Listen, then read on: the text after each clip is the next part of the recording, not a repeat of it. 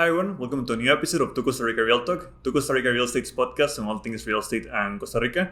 And today we're joined by Prell from Concierge Auctions. How are you doing today, Danny? Good, thanks for having me. It's great having you here at the 2CR Collective. And perhaps as an introduction to a podcast, can you tell us a little bit about what is Concierge Auctions? Concierge Auctions is the largest luxury real estate auction firm in the world. 2008 is our inception, and we've been in business for roughly 16 going on 17 years now, and we sell properties all over the world via auction. And perhaps tell us a little bit about the company history of Concierge Auctions. Well, the inception of it, our founders, Chad Roffers and Laura Brady, back when the crash happened in 2008, they ended up starting an auction company because they were actually Sotheby's brokers in Sarasota, Florida. And this is one way that they thought that the luxury real estate market was broken. So they devised the company, and, the rest is kind of history. We've been going at it since then. That's a very interesting topic regarding how and when to identify like a property and do like an auction instead of the usual like a buy and sell process. How's that process of like setting down and identifying like to do an auction? So it's when you have a motivated seller. We're not a distressed auction company, or, we typically don't deal with the banks, although we will if we're asked. But it's, when it really comes down to seller motivation. How's the process of identifying like a potential seller through the auction process? Someone that perhaps hasn't considered doing an auction, but has all the potential to do so. Well, I mean, they have a property listed, above $2.5-3 million, and it's been sitting on the market for a period of time, and they're getting anxious, and they either the seller will reach out to us or an agent will reach out to us and say, hey, is this the right fit? And then we do an interview with the seller. They interview us, we interview them, and we try to find common ground to sell their property. And beyond the sellers, how's the process of identifying like the perfect or the property better suited to be like offered through auction? Well, I mean, as far as property is concerned, like I manage all of the Caribbean and Latin American markets, so a lot of them are secondary homes. But our strongest market is obviously, we're a U.S.-based company, so we do a lot of properties all throughout the United States. So it just really depends. And as you mentioned, like auctions usually tend to be more likely to be used like in the U.S. market. How's the process of translating that tool into different markets like the Caribbean or Latin America, for example? Well, I mean, it's taken some time. I think we did our first auction in Costa Rica in 2016. And then from there, we've had success all throughout the country since 2018, up until just recently.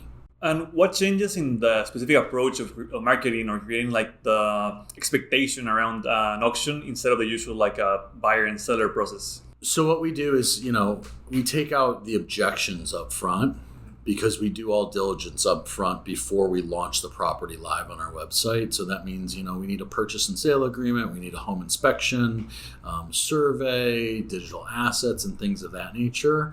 And that it really helps facilitate a fast, non-contingency sale. And it's a 60-day process, but it's a 30-day close in Costa Rica.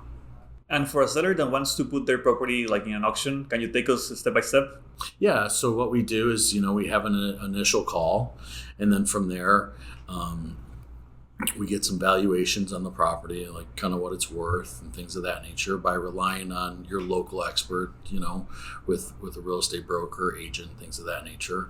And then from there, we go into it, and then we go to a proposal stage. So we give a proposal, and then from the proposal, we give an auction agreement. And, once that's all wrapped up and signed up, then we get the diligence. And then from that point, it's about a 2-week period before we launch. And then we launch. And then it's a 5-week period of marketing. The first 3 weeks it's a push to get as many bidders to register as possible by a registration deadline date. And then from that point, we sit down with the seller, show them all the registrations that we have, all the players in the game. And then from there, they have the right to move forward or cancel. And let's say they move forward. Once they move forward, they sign off on that purchase and sale agreement that's already been, that they've already drafted, knowing what their floor is, meaning their highest starting bid. And then from that point, they sign off. Then we do another full 2-week push of marketing. And then the auction is live at that, as soon as we launch, as soon as we open it up, then it's live for 2 weeks. And then that 2 weeks, there's a final day. And then there's a time. Let's say it's 4 o'clock Central Standard Time. That's when we'll have, that's when everybody jumps on the phones 15 minutes prior. And then, the bidding commences at that point. And then it'll come to a gavel point when we know who the winning bidder is. Who qualifies as a bidder in the realm of luxury real estate? So in order to qualify as a bidder, you have to fill out a registration, which that registration is congruent with the purchase and sale agreement.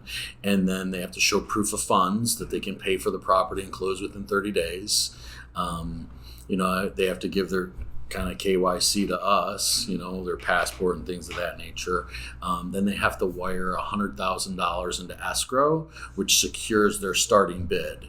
Now they're given the option to give a starting bid. So these are legal, binding, irrevocable bids. So they're live offers. And then that's presented to the seller. And is that proof of funding related to the initial floor of the offer? So it's actually based upon where they're going to bid to. So say if there's a $5 million property and they only see value at $3 million, and they give us a bank letter of $3 million, that's what they can bid to. So do bidders usually know what's their top offer? Well, the bidders know where they're going to land. They know what sometimes they do, sometimes they don't. Sometimes they get pushed higher usually. Typically they end up spending more in at an auction than they do in traditional real estate, because there's competition that's pushing them and it's live. To me, that's one of the most interesting parts about the whole psychology process of the auction, that sense of urgency, that fear of missing out, if you will. How's the process of handling that from the side of managing the auction itself and also creating that expectation?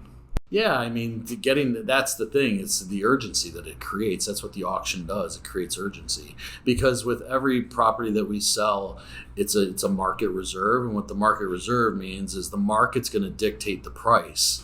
So there's a range that's stated on the website of bids are expected to come between X and Y, right? And so from that point, no one knows what anybody bids until the auction actually opens. So there is, and if it's a nice property and a real seller, what happens is you're going to have a good auction typically. Does it start as a blind auction initially when all bidders put forward their initial bid and then becomes an open auction that's revealed to the seller? Well, it's a live auction from the beginning until the seller elects to move forward into the auction, And as you mentioned in your presentation in the collective, usually auctions help to create record sales, given that sense of urgency, that psychology of competition. How's the process of handling that from the buyer side, from the bidders that perhaps paid more than what they initially wanted? Well, no, it really depends, because sometimes these properties are well overlisted, right? The list price is arbitrary, so it really doesn't mean nothing. At the end of the day, when I have 5 or 7 people that are raising their hand competing at auction to bid and they're bidding against each other, the true value of the property comes out on that day. That's true. And how's the process of doing the transaction history or the post-mortem of the transaction in an auction opposed to usually what happens in a traditional buy and sell? Everything's already in hand. So that means we have all the diligence ready to go.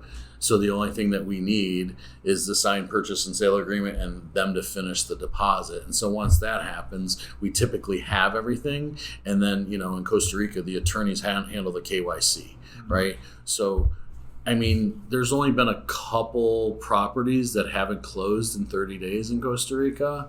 One just happened, but it closed. It just took a little bit longer.